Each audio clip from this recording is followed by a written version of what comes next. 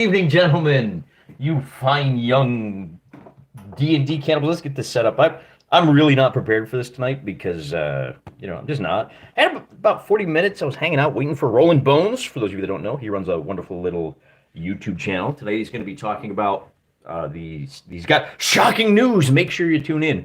So at 9 o'clock, if I'm not paying attention, guys, give me a nudge. We're going to bail out, which is probably fine because I don't have like a serious plan for tonight. I just had a little bit of time. Let's clean that lens. All right. To dink around. And I think this is one of the things that is, we're going to turn this into a teachable moment, as they say. If you don't have a lot of time, if you just want to sit down and tinker for a little bit, you can. We'll go for about 30, 40 minutes, see what happens. And ultimately, today is, of course, and a little bit of logistics. For those of you that don't know, Rolling Bones is the name of the channel. He interviewed me once a while ago. He's got one of the better D&D channels. Man, the good ones are hard to find. You know what I'm saying? This is Dundermoose, Rolling Bones, the Basic Expert. Those are the three go-to guys for me. Solid guys, solid bros. Really like them. Those are the three that I watch. We're doing a little vamping, just for those of you that don't know. When you just dive into a live stream like this without the little bing, bing, bing, the little like fancy stuff that people use, YouTube gets very confused, and so it cuts off like the first 30 seconds. Usually it starts when I say the name of the day. Today is February 6th.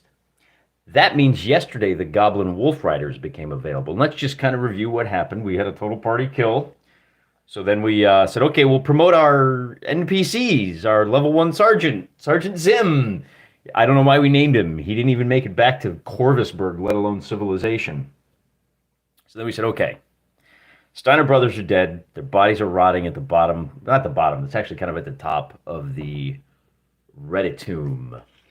The tomb of the unknown Redditor. Tonight's beverage is Gus Grown-Up Soda. I don't know why they think I care. I like it. This cola, it's pretty good. I got this at the Whole Foods. No caffeine. It doesn't have. They keep tricking me. I like soda. It's one of my vices. And they keep tricking me. They keep putting this stuff called stevia in drinks, and it tastes disgusting. It's like, I don't know, it tastes bad. This has cane sugar, which is wonderful. It actually quenches your thirst. Not too bad, but I mean, get over yourselves, guys. You're not important. You're a sugar water company. Be proud of who you are. Yeesh. All right. Anyway. So let's review. The Steiners are recruiting. Right, so the Steiners have recruited their youngest boy. And that's what I got to show you. I have Father Harrison Hill is a 21-year-old advisor. Oh, I guess he just got out of the seminary, huh? We wanted to have an old man, and I was tempted. I was like, no, I gotta do the story. I gotta make and I'm thinking like the old Gargoyles cartoon, right?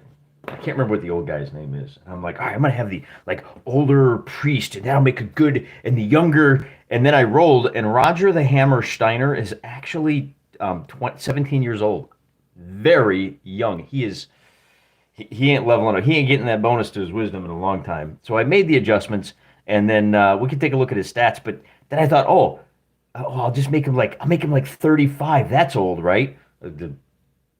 I mean, that he's a babe in the woods, right? We gotta wipe his bottom for him still at 35. I thought, no, my viewers, my friends would pants me. They'd hang my pants from the flagpole. They'd give me a swirly, and then they'd stuff me in a locker, and maybe not even in that order. So I went ahead and rolled for their ages. And Father Harrison is 21. Smart guy. Well, not terribly smart. Wisdom, we went with the 17. I used the same method I always do. Roll 12, take the highest 6. And for Roger, and I only, out of those two stats, I only got 118. You got to dump that into strength. So the Steiners are, man, these guys are beefy. Maybe we should have called them the Beefer Brothers. 1877, not too bad on that score. He's got the chainmail, small shield, and the two-handed sword. The 17 wisdom means we're going to get our bonus. Oh, you know what I didn't mark down? Is our bonus experience points. The fighter, and for those of you that don't know, the way I do the bonus experience points is rather than just like adding 10% to every experience point that I get, when I level up, I just add 10%. I take 10% of the cost to reach the next level. So, for example, Roger the Hammer Steiner here, he's got the high strength, which means he's going to score a bonus 200 XP. He's already 10% of the way to the next level. And that way I don't have to remember which guys have it, except when they level. That's the only time I have to think about, oh, does he meet the criteria? And likewise for our cleric. I guess he's not Father Harrison Hill. I think we're gonna have to like give him a little bit of a demotion. He's gonna be the deacon. Because he hasn't been fully invested with the power of Christ yet. He hasn't you know what I mean? He can't operate in persona. Well, we haven't really defined whether it's Christ or not. We'll call him in persona white martyr or something like that. But we all know what I'm talking about. We just kind of file the serial numbers off and then go with the same acknowledgement of the truth of all universes. The clerics level up at 1500, so he only gets the bonus. Wait, he gets a bonus 150. I don't think that's right. It says if wisdom is 15, he gets 10%. Oh yeah, that's it. Okay. Some of these guys get like 5% if something, and then 10. Okay, so there we go. And then let's take a look at how big these are. I rolled for height and weight, and at some point I'd like to show you why these numbers matter, but we just haven't gotten there yet. At 5'10", 170 pounds, the deacon is fairly scrawny, which makes sense. He's actually kind of tough, you know, strength of 15. Strength is not a dump stat. The bonus 200 encumbrance means he can wear the chainmail, the shield, and carry his hammer. That would and then the standard kit and an iron cross. All right, settle down, you honkler-boos. With the extra 200 encumbrance, he still is able to move at. Oh, I didn't even write it down. With the semi-bulky armor, 9 inches is the fastest you can go. Even though it's heavy. If you're at 750, if you're over 770, I think it is 700, you're slowed down. But that also means that he can carry 142 coins worth of loot. And then, of course, the big boy, Roger, is going to be carrying with the 1500 bonus encumbrance. Even with chainmail, helm, hammer, and a two-handed sword, we are going to be able to carry 1200 loot. And we are going to be able to move at 9 inches. They're going to be the slowest guys on the battlefield because I sat down and I wrote up who our leader is. We've got a couple of mules. We've got leader is going to be Lieutenant Von Trapp. He's a second-level fighter. He's actually the highest ranking, but he's an employee. It's okay. Roger is lower nobility. They're kind of impoverished. They're dumping their last of their coins into Roger. They gave him a little bonus. Hey, go find your brother's corpses, and that's what we're going to do. And then we've got 2 squads. We've got a couple of first-level sergeants. They each boss 10 soldiers around with lucerne hammers. So now we can bring 12 guys into the dungeon with us. 11 guys, 2 PCs. I'm thinking we are a match for anything we meet. These guys all have, like I said, lucerne hammers. We saw how devastating those big, long poles can be. So that's what's going to happen. But the Roger and the Deacon start recruiting on the 7th. It takes a full week. So on St. Valentine's Day, that's when the Cestus Day, the Fist of God, is going to sally forth. So look for that, not on Valentine's Day. I enjoy being married and intend to remain so on February 15th. So where does that leave us? It leaves us checking the chat, because this isn't just me playing, it's us playing. We're a team in this. And we're not just a team because that way I can kind of blame you guys for all the TPKs I get. Martin Meltzer in the house. As Leslie Nielsen says, let her rip. Republic of Texas checking in. Cola without caffeine is non-cola. Look, I just like the bubbles, okay? I just like bubbles. But what am I going to do? I'm going to drink sparkling water? As one of the wags online put it, that stuff tastes like static. Roger the Hammer's glorious cestus Dart, don't even start with me. Diversity, inclusivity, and equity. How dare you? How dare you? How do I... Man, if I knew how to ban people from the channel. There it is, Hudson Martin. He remembers Hudson was the older gargoyle that was telling Goliath how to go about doing his thing. Hoist the pantaloons, me hearties. John City checking in. Thanks, man. Raw out the door. That's what I'm saying, Dice Tales. We don't truck with no house rules here. Bork the Orc, I'm glad to have you around. Why file the serial numbers off? Just glorify God and fight the devil? I don't know. In my case, that probably makes a lot more sense. That's a really good question, and it's one that I grapple with on a regular basis. We might be doing a lot of planning. We might be doing a lot more theorizing today. There are two camps with this. One is that the closer you hew to the real world issues, the harder it becomes to not take sides.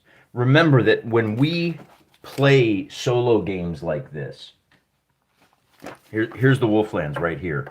And specifically, we should probably look at this hex. It's these three hexes that we're looking at here.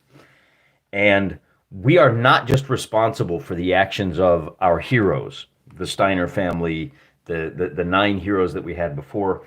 We also are called upon to make decisions for the enemies of the good, the beautiful, and the true. And in that case, you are obligated out of a duty to justice and fairness and to make the game as hard on yourself as possible. You're obligated to, because we're treating this as this whole campaign as a toy that we play with. When you decide what the evil dwarves are going to do or the goblins are going to do, you have to then put yourself in the shoes of the dwarves and the goblins. And we need people to do that. We need to be able to sit down and play adversarial games. But if you don't at least file the serial numbers off, then you are putting yourself in a position where you have to start thinking as an enemy of Christ thinks. And I never want to put myself or the other people I play with in that position. I know people whom I deeply respect, good, holy, decent men who have left campaigns because they were called upon to do just that, to put themselves in the position of someone who opposes God's universal truth. The game got a little too close. It got a little too personal. And in this, I actually will turn to the what we these days call the woke brigade and acknowledge that one of the things that people really don't understand about the desire to take over tabletop role-playing games. I hear guys say this all the time.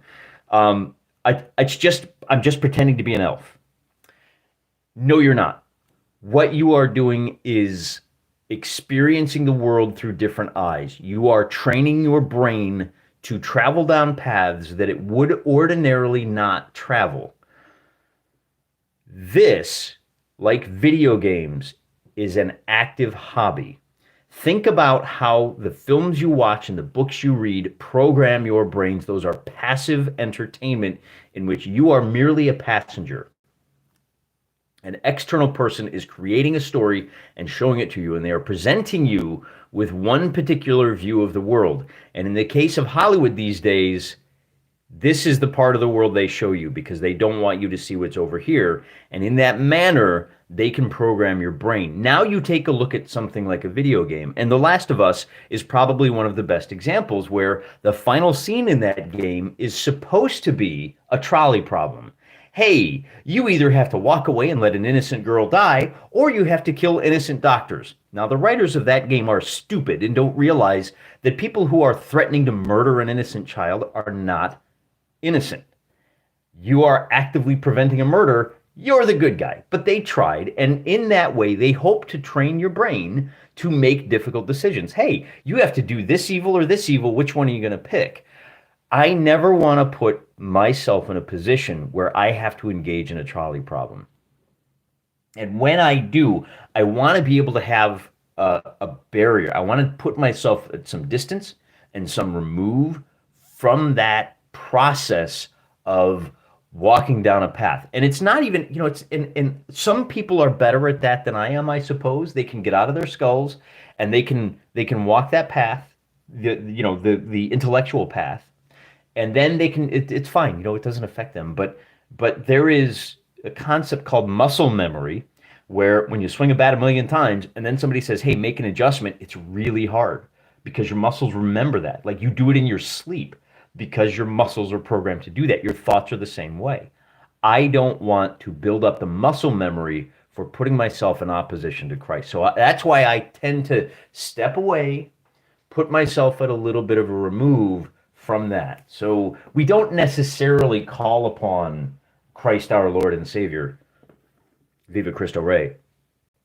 We do acknowledge the truth of Christ in all things we do, and that means at least getting as close as we can without crossing that line.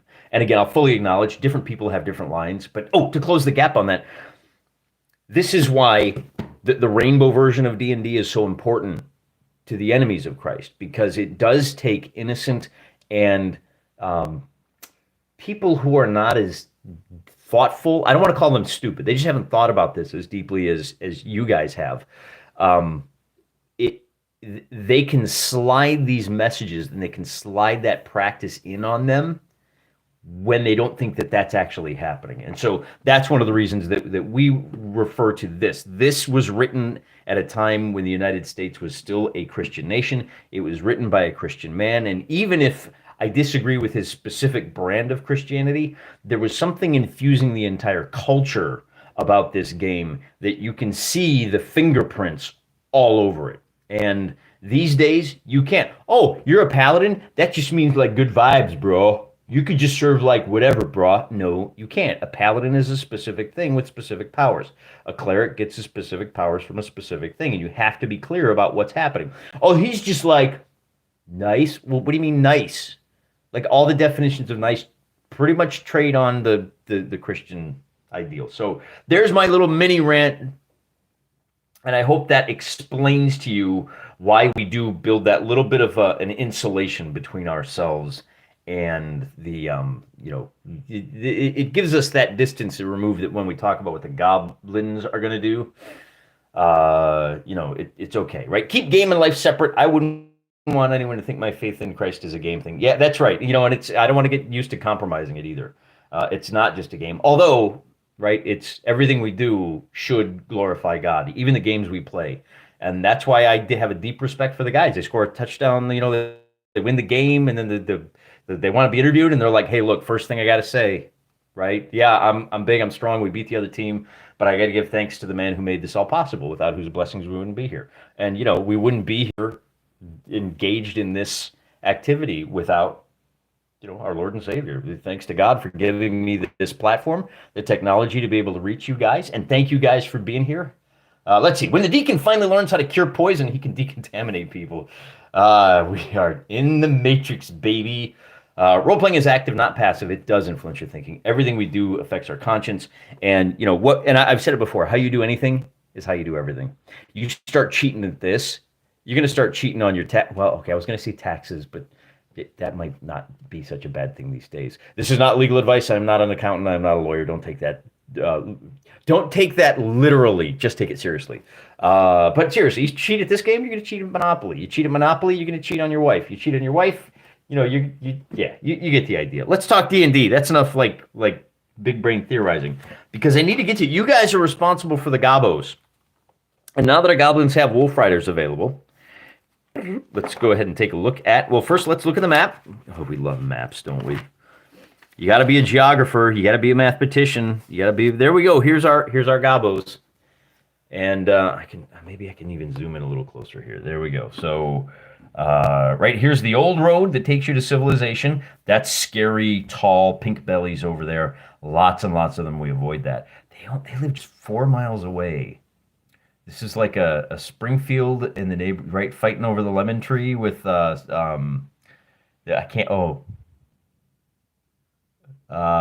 the Springfield and Field Springs? What's their neighbor town? I can't remember. That's what's going on here. Little Hatfields and McCoys. The dwarves have a really solid defensive position, and the goblins are badly outnumbered. If we take a look, we could raid the trolls. That might be a fun fight. We now have 10 goblins, or I can just take another week to 10 goblins on wolves. We could just take another week to go for another raid. I mean, you guys pulled that off, right? I need to reorder. Oh, this is my boneyard. The blue is where. Look at all of the dead people that we keep grinding. I keep waiting for that big score. It's just not happening. Well, it happened for somebody, didn't it? It happened for. Oh yeah, put them in the back. Where's my gobos? There we go. There's my goblins. So there are only 63 of them remaining. but 10 of them are wolf riders. I got 53 boys, 10 wolf riders. We got the leader, 3 bosses, and then what is this 54 mooks? Oh, you know what? 30 of these guys are in chainmail. I forgot about that. We killed some mooks. We looted the chainmail off the dwarves. It doesn't fit all that great. So what I'm gonna do is, because I forgot that last time, I'm actually gonna make this a 6-5, because anytime you run into goblins in this campaign, there's a 50-50 chance that they're wearing chainmail instead of their like ragged leather. So I'm opening it up to the chat. What do you guys think? Should we take this week and put a raid in on Corvusberg? See what kind of loot we can yeet from there, as the kids say. It's only a couple of days away. Now, again, this is a role-playing game, so one of the things I'll remind you is that they don't know that the Steiners are coming.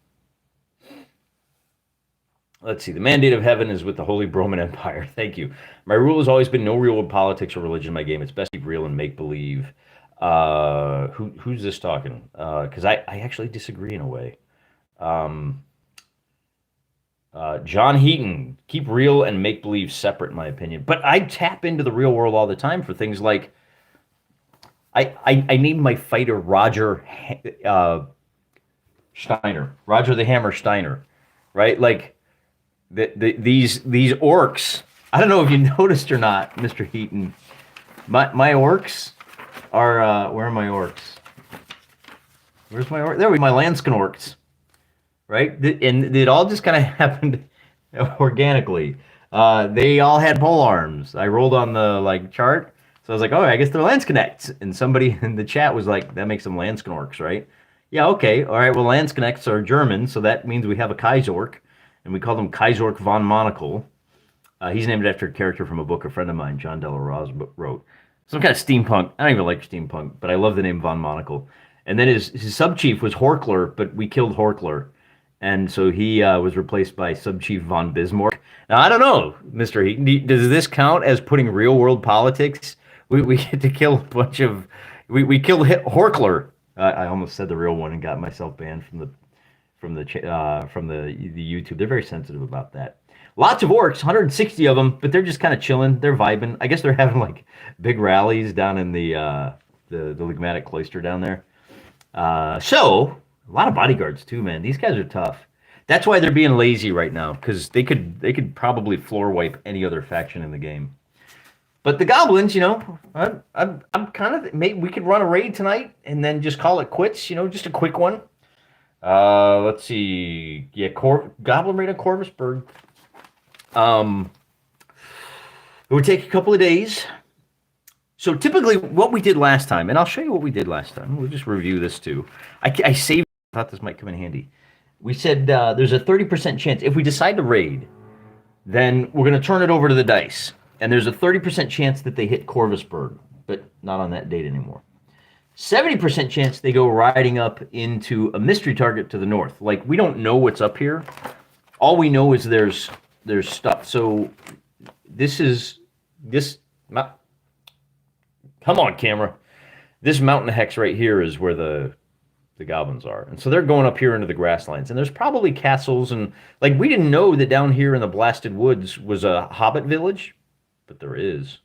So they go off up here. Maybe they're hitting Conisborough.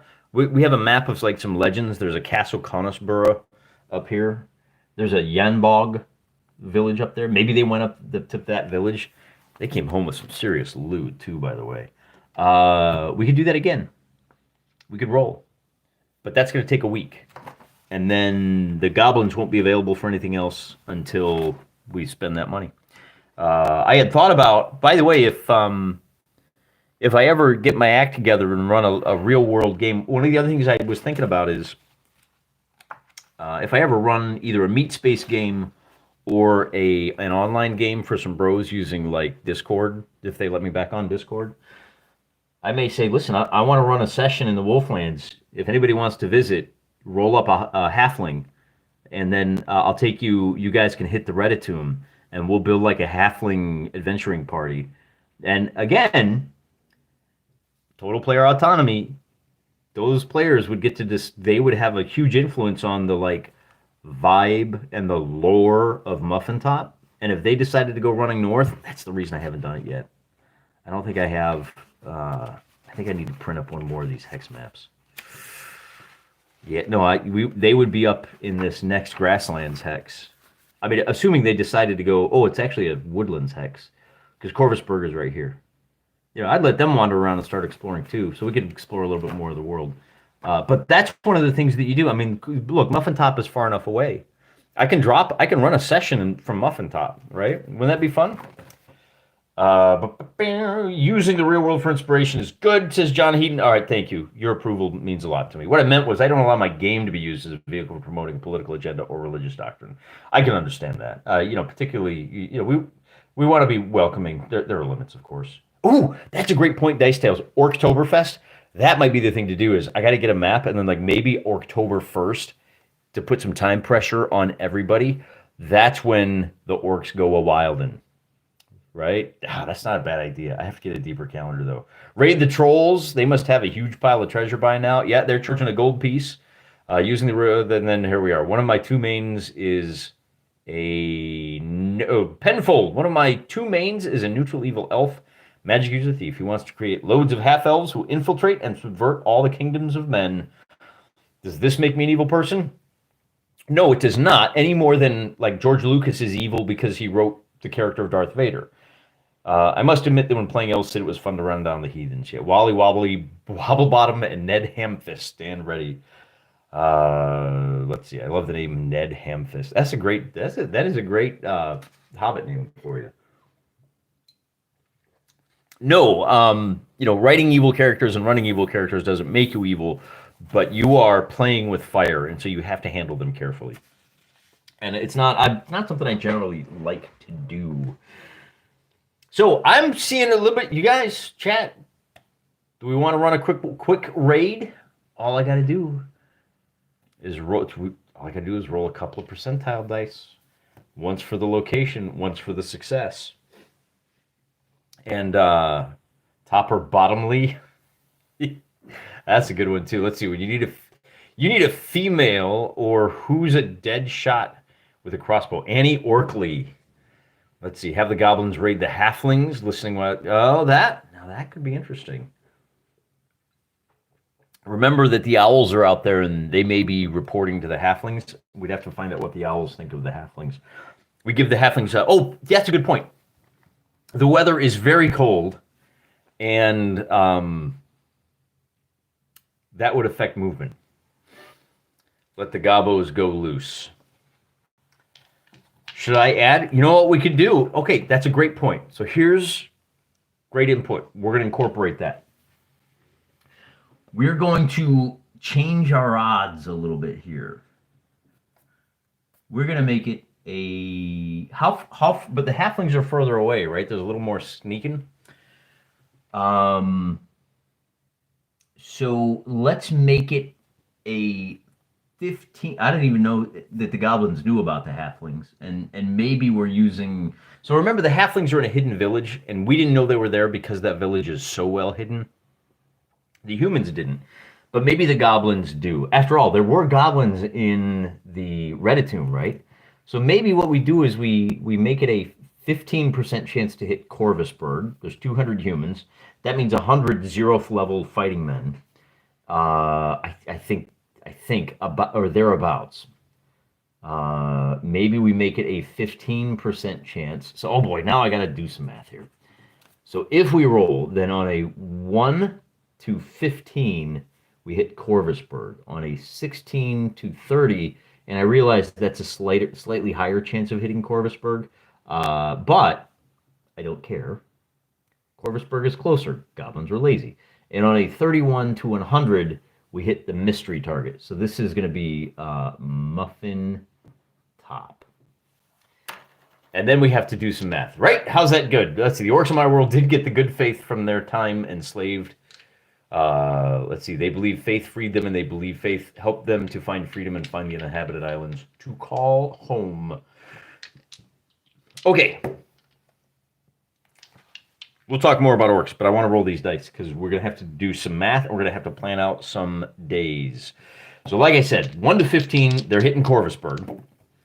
And on a 67, they're going to hit a mystery target to the north.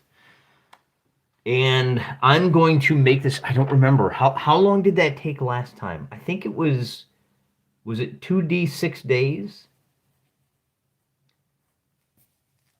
Does that sound right? Yeah, that sounds pretty good. An average of a week with the chance that it takes a lot longer or a lot less.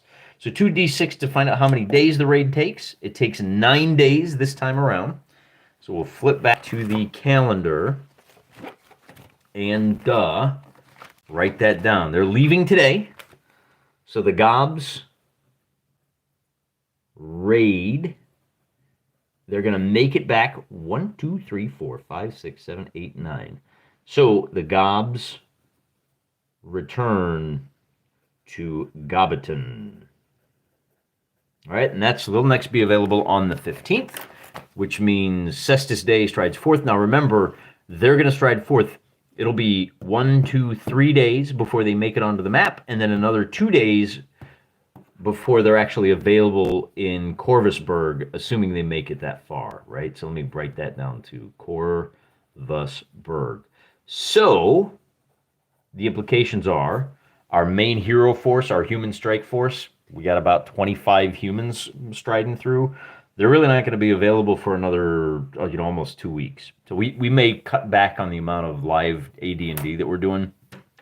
I also need to go on Twitter and find out what the dwarves are up to, because their plans didn't work, and I've been kind of honestly out of inspiration for what they can do, other than just launching a full-blown attack. The goblins are now going to roll to see how successful they are on their raid, and on a 54, success, but they had some losses. So here's the problem. They get 2d6 times 100 gold, and they score, take my word for it, so 1,000 gold for this one. And I'll write this down. This is the raid, so we'll say it's 9 days, so it was 1, 2, 3, 4 days. So here's the raid actually happens here. And then they get back here so that's the raid on February 10th. So 210 raid. They're going to be plus 1,000 gold pieces, but they lose D6 goblins, 5 goblins, and D3 wolves. Oh, let's figure out how many wolves it is first, and then we'll figure out whether they're wolf riders or not. And they lose 3 wolves. Okay, so for each of those wolves, I'm going to roll a d6, and on a 6, it's a wolf rider. All right, so just 3 wolves that they took with them, and that's going to be, so they lost, what did I say? Was it 5 boys and 3 wolves? You guys need to tell me. That's a pretty average, right? So loss, oh wait, success but loot. That's what it was. 2d6 plus 100. So they're going to go to, I don't know, that's pretty good, man. They're going to be up, they spent the 4,200, and then a 128, they lost the 1,000, that's what it was. And so now they're going to be up another 1,000 gold pieces, unless we spend it on something else, on 210. But they are going to lose 5 of their boys. They're down to 49 and 58. 58, and then they've only got 4 wolves left. So a dangerous game, the raiding, particularly when you're raiding in the wilds, you're not doing damage to your allies. So we may next time decide, let's just pick somebody. Let's pick somebody on the map. Because one of the advantages that humanity has, that the forces of the good, the beautiful, and the true have, is that they're all kind of pulling on the same rope. And the bad guys are all fighting each other. And one of the reasons that you do want to have this kind of multi-factional gameplay is that the goblins and the evil dwarves and the trolls and the orcs, they should be going at it hammer and tongs and fighting each other and knocking their own numbers down.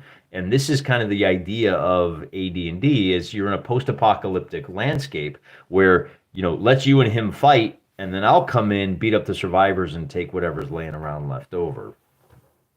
Right? I think maybe the goblins are wanting to pillage that village.